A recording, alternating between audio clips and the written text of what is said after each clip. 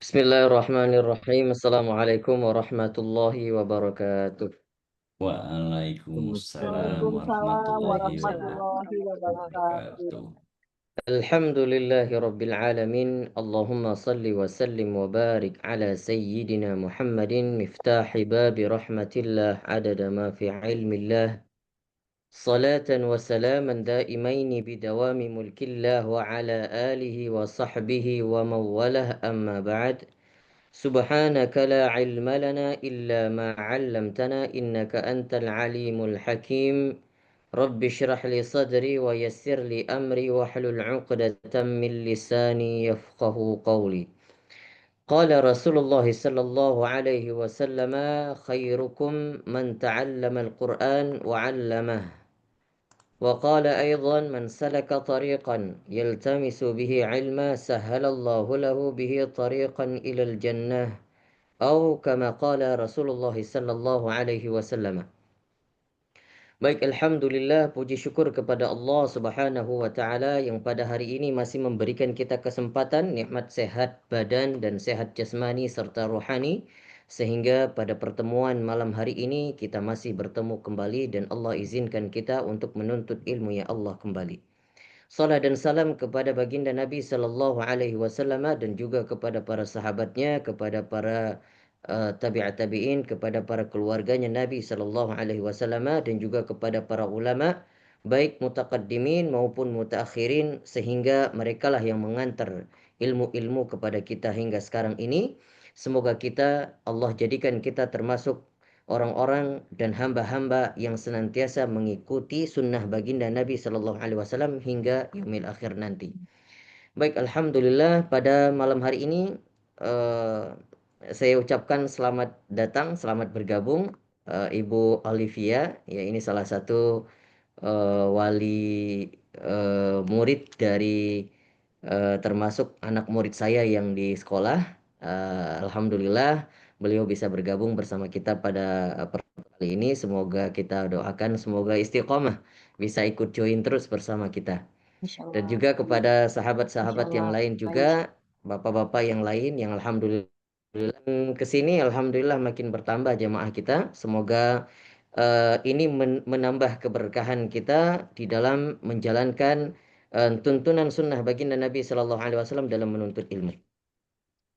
Baik, pada malam hari ini kita melanjutkan kajian kita yang insya Allah nanti mungkin sebagai pemberitahuan pada Ibu Olivia, kita di sini beberapa sesi ya. Sesi pertama mungkin kita ada kajian sedikit, kajian kitab Syama'il Muhammadiyah setelah kita baca, kemudian nanti insya Allah setelah kajian sekitar 30 menit kita ada talaqi Al-Quran, itu membaca Al-Quran dimulai dari surah Al-Fatihah. Yang utamanya kita memperbaiki dulu, pertamanya adalah surah Al-Fatihah, itu prioritas. Supaya karena Al-Fatihah itu adalah rukun daripada salat, semoga bacaannya itu benar dan sesuai tuntunan. Maka sempurnalah salat kita, itu yang paling penting. Nah, nanti setelah Al-Fatihahnya benar dan sesuai tuntunan, insya Allah akan saya koreksi di setiap pelafalannya. Nanti kalau sudah lulus baru dilanjutkan ke juz 30 dimulai dari surah An-Nas.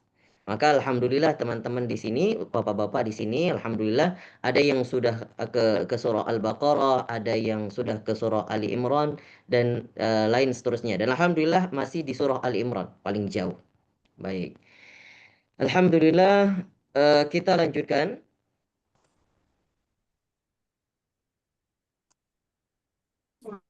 Kita sudah sampai pada bab bagaimana Rasul Shallallahu Alaihi Wasallam al-mizah bercanda. Qala al-musannif rahimahullahu ta'ala wa nafa'ana bihi wa bi'ulumihi fid daraini amin amin ya rabbal alamin. Kita sudah masuk di dalam bab bagaimana cara bercanda baginda Nabi sallallahu alaihi wasallam. Babu ma jaa fi sifati muzahi Rasulillah sallallahu alaihi wasallam. Ini bab yang menceritakan tentang bagaimana Nabi sallallahu alaihi wasallam bercanda. Ah, Maka di dalam bahasa Arab, bercanda ringan itu disebut dengan muzah atau disebut dengan mizah. Ada satu kata lagi yang di dalam bahasa Arab disebut dengan hija. Hija. Nah, hija itu atau haja itu bercanda Itu tapi menyakiti hati ada orang apa lain. Nah, itu? itu namanya haja. Kalau mizah itu bercanda dengan Duri-duri, kata-kata yang ringan, tidak bola sampai berduri. menyakiti hati orang lain. Kalau hija itu bercanda sampai menyakiti hati orang lain. Nah, itu hija namanya. Kalau bahasa sekarang, kalau mizah itu joking, kalau hija itu roasting. Nah, ini bedanya. Nah, kalau roasting itu justru lebih lebih berat ya. Lebih berpotensi untuk menyakiti hati orang lain. Nah, sekarang jadi trending. Ini yang kasihannya zaman sekarang roasting jadi trending. Nah, ini adalah bagian-bagian yang sangat miris sekali. Padahal tidak dibenarkan di dalam ajaran agama kita. Maka di dalam bab bercandanya Nabi Shallallahu Alaihi Wasallam yang perlu digarisbawahi dan menjadi poin utama adalah bahwasannya setiap candaan Nabi Shallallahu Alaihi Wasallam tentunya itu adalah menjadi sebuah kebenaran. Artinya Nabi meskipun bercanda tapi setiap kata-kata yang keluar adalah wahyu dan tidak ada unsur kadzib atau unsur dusta di dalam bercandanya Nabi. Tapi para ulama banyak mentafsirkan tentang candaan. Ada yang mengatakan, yang pertama poinnya adalah candaan itu merupakan suatu suatu bumbu-bumbu untuk mengakrabkan satu sama lain.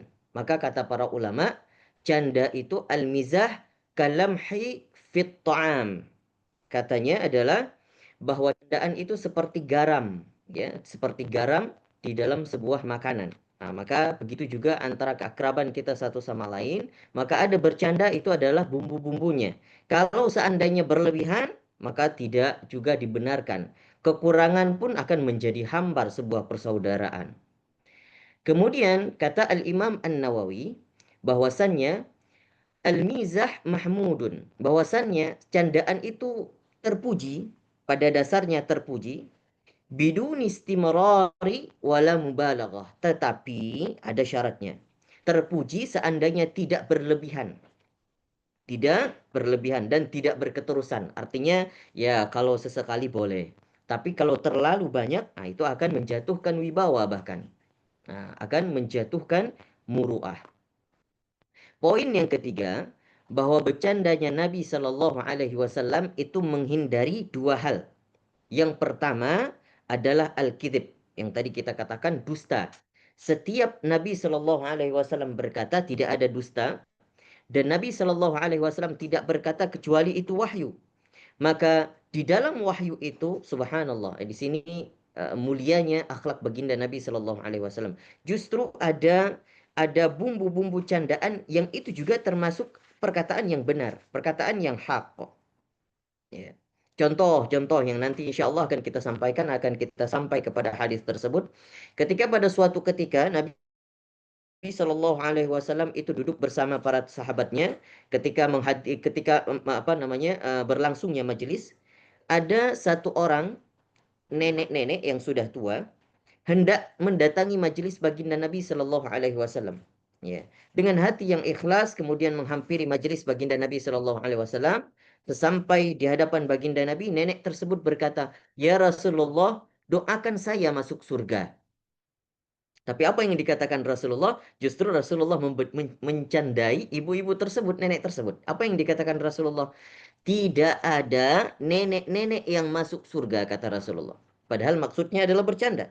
Nah, sehingga tersinggunglah nenek ini dan kemudian dia hendak pergi. Kemudian Rasulullah menyuruh sahabat untuk memanggil kembali. Nah, dijelaskan oleh Rasulullah, diklarifikasi. Maksud saya adalah nanti di surga tidak ada nenek-nenek karena kita semua akan dikembalikan kepada umur di pertengahan antara tidak terlalu muda dan juga tidak tua. Semuanya di umur 33 tahun, sepantaran semuanya. Nah, begitu maksud Rasul Shallallahu Alaihi Wasallam. Subhanallah, di candaan, makanya itu sesuai dengan wahyu di dalam surah Al-Waqi'ah. Nah, maka di dalam itu beberapa contoh. Dan insya Allah nanti akan kita lihat hadis-hadis yang menceritakan tentang yang ini. Dan poin kedua, yang pertama tidak ada dusta, yang kedua adalah tidak pernah Rasul Shallallahu Alaihi Wasallam dalam bercandanya itu menyerang fisik atau disebut dengan al-idha. Al-idha itu adalah menyerang fisik. Nah, atau kalau bahasa sekarang body shaming, nah, itu adalah yang sangat dilarang oleh baginda Nabi Shallallahu Alaihi Wasallam. Maka sebelum orang Arab mengeluarkan ya istilah-istilah body shaming, bullying dan lain sebagainya, ajaran kita sudah dahulu mendahulukan mengajarkan anak-anak kita tentang al-idza, ya dilarangnya untuk menghina orang lain. Kemudian poin yang keempat, bercandanya Nabi Shallallahu Alaihi Wasallam dilarang di dalam bercanda untuk dalam hal menyembunyikan barang orang lain. Ini sangat dilarang. Mungkin masa-masa kecil kita juga mungkin pernah ya. Kalau saya pribadi jujur saya pernah gitu ya.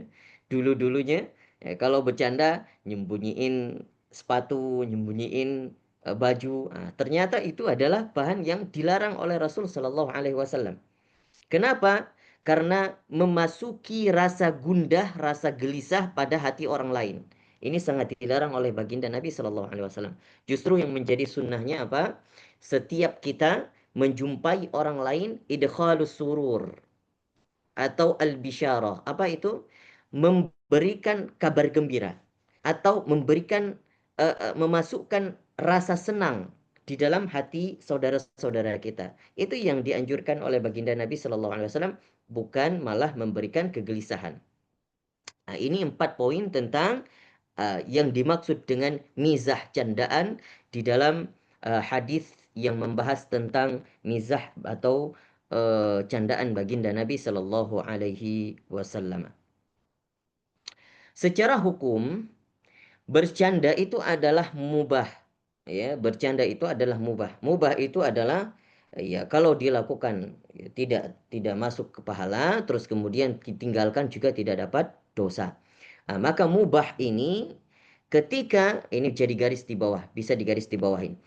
Kalau seandainya kita bercanda untuk mengikuti atau bercanda seperti mengakui bahwa Nabi Shallallahu Alaihi Wasallam pernah bercanda, maka ini adalah sunnah Nabi.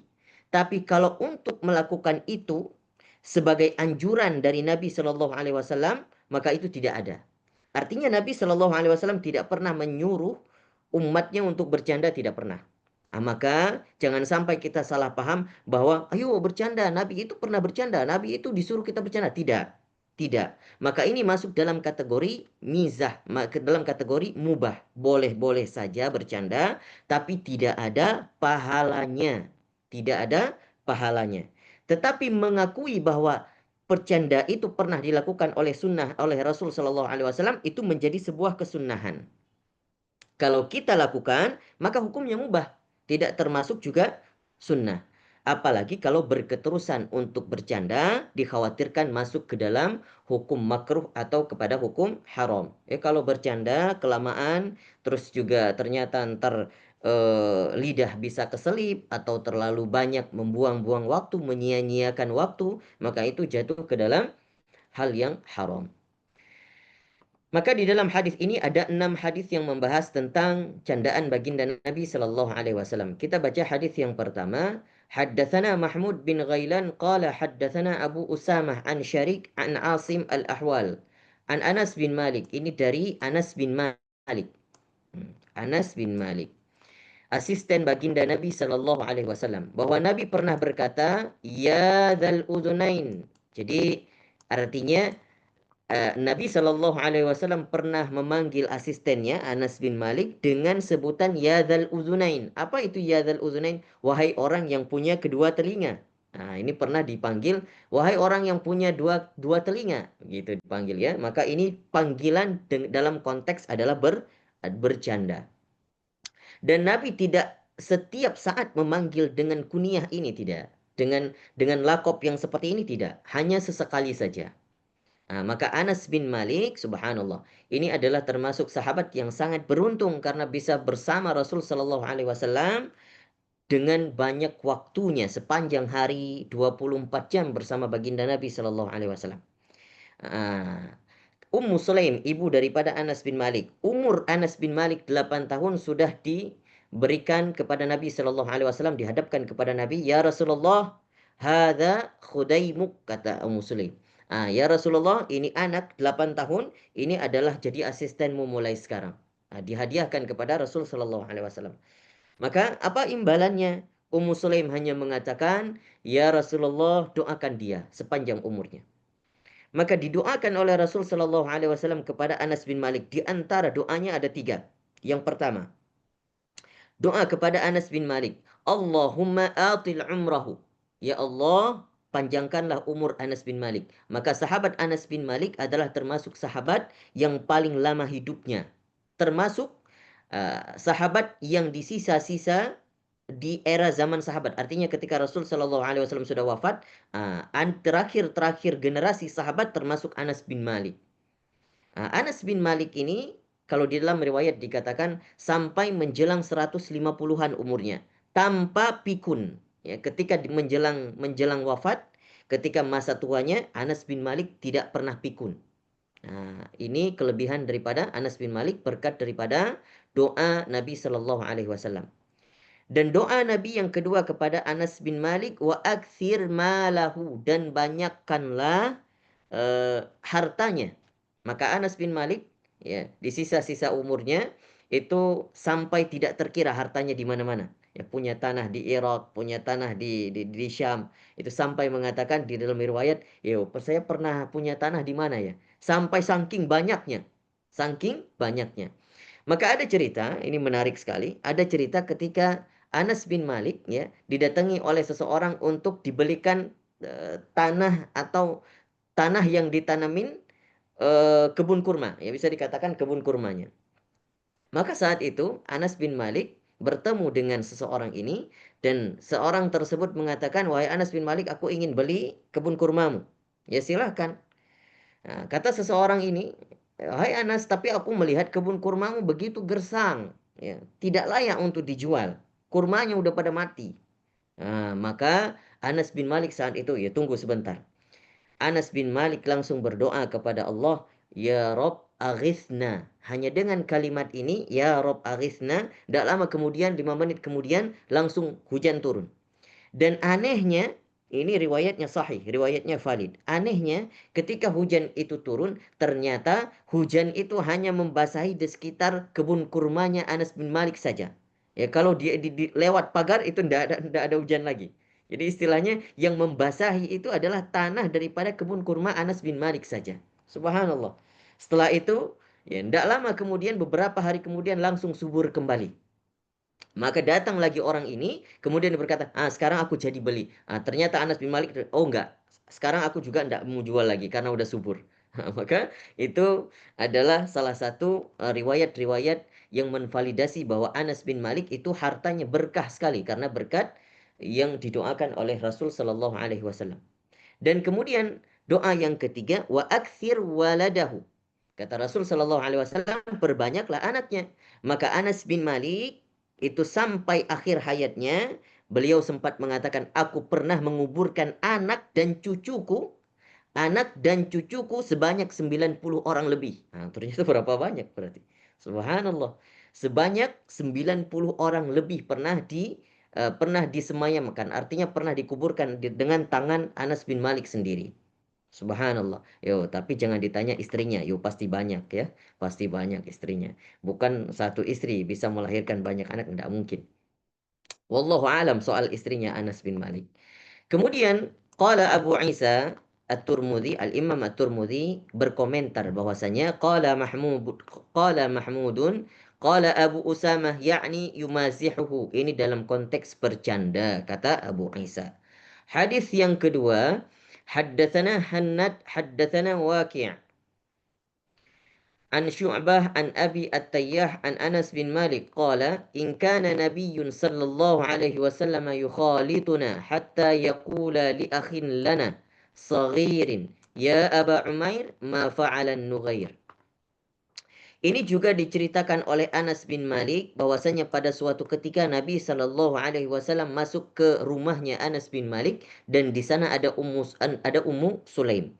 Di dalam riwayat yang lain bahwa Nabi Shallallahu Alaihi Wasallam sempat menjalankan sholat berjamaah tapi sholatnya bukan sholat yang wajib, sholat sunnah.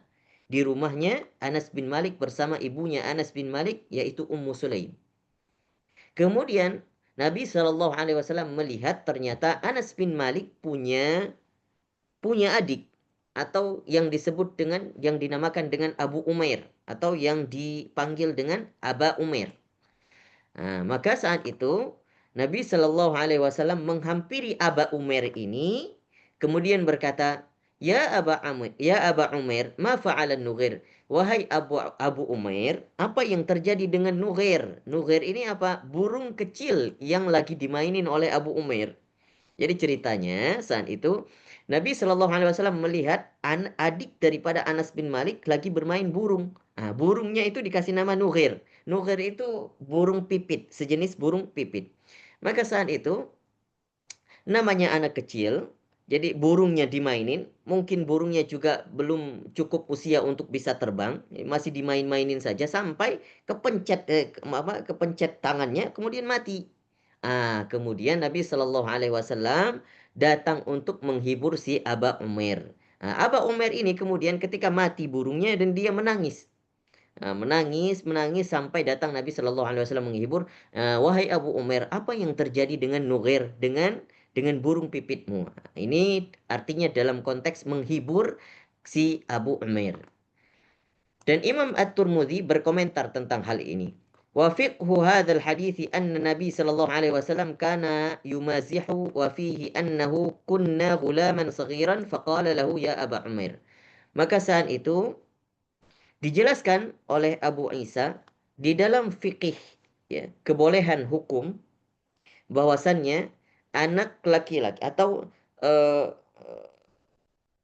anak kecil yang diberikan atau diperbolehkan untuk bermain, yang salah satunya binatang yang kecil yaitu burung. Nah, maka di dalam fikih diperbolehkan anak kecil itu diberikan mainan ya berbentuk yang benda hidup seperti burung yang kecil. Ya meskipun kalau dimainin ini nanti bakal mati, tapi diperbolehkan dalam hukum fikih. Kenapa? Karena berlandaskan salah satunya daripada dalil yang ini bahwasanya para ulama mengatakan diperbolehkan karena Nabi Shallallahu Alaihi Wasallam hendaknya kalau melihat hal ini pernah dilakukan dan dimain-mainkan oleh Abu Umair, si burung pipit tersebut sampai mati, sudah pasti Nabi Shallallahu Alaihi Wasallam melarang dari sejak awal. Maka di dalam usul fik itu ada kalimat dikatakan bahwasanya takhirul bayan an waqtil hajah la yajuz. Bahwasanya dikatakan memberikan keterangan di waktu yang memang butuh untuk keterangan itu, ya, maka hukumnya dinantikan, misalnya tidak langsung dijelaskan oleh Rasul Shallallahu Alaihi Wasallam saat itu, maka hukumnya tidak boleh pastinya.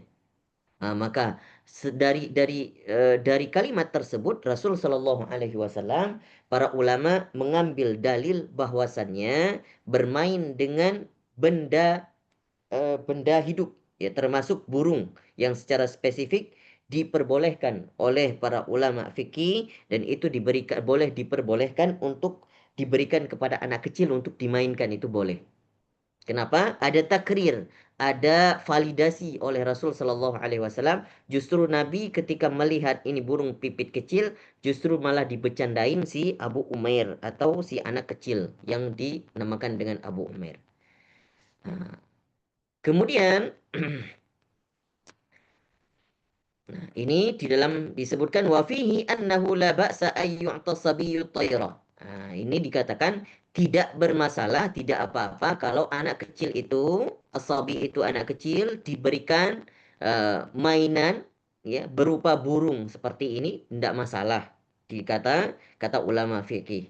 Liyal'aba bihi wa innama qala lahu an-nabi ya Aba Umair ma fa'ala an-Nughair li'annahu kana lahu Nughair yal'abu bima bihi famata fahazina al-ghulam alaihi famazahahu an-nabi faqala ya Aba Umair ma fa'ala an-Nughair. Maka konteksnya hadis ini adalah Nabi Shallallahu Alaihi Wasallam mencoba menghibur ya dengan membercandai si Abu Umair yang baru kemalangan karena mainannya mati.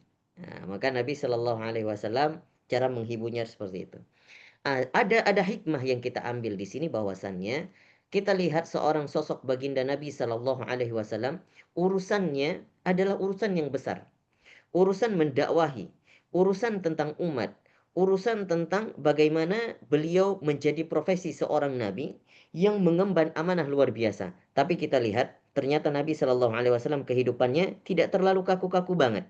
Ya, ada waktunya bercanda, ada waktunya berinteraksi dengan anak kecil. Itu subhanallah, suatu akhlak yang begitu mulia.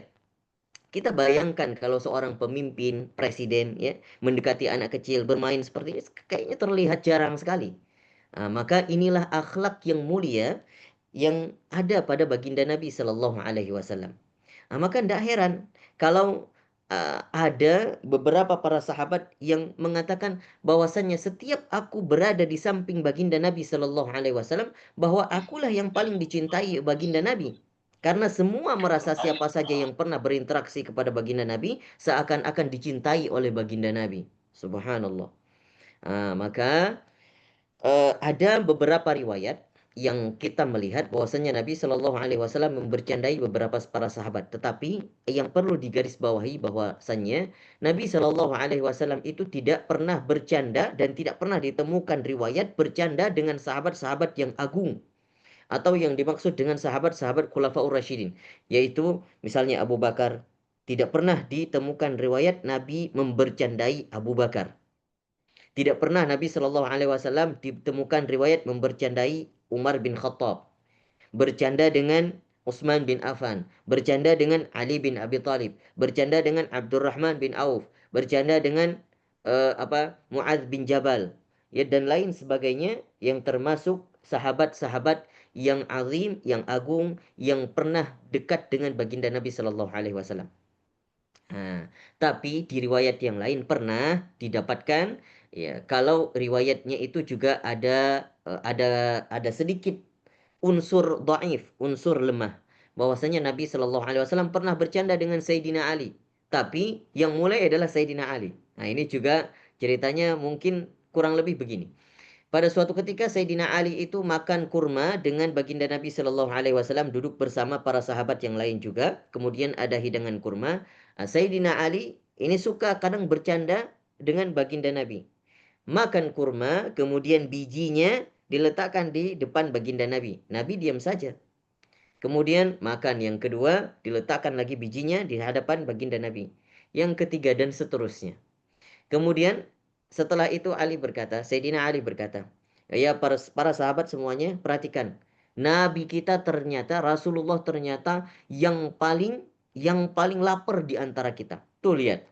Yang paling banyak bijinya, coba lihat siapa? Coba hitung di antara kita. Ternyata memang terbukti di hadapan Nabi banyak biji kurma yang udah ditumpuki oleh Sayyidina Ali radhiyallahu an.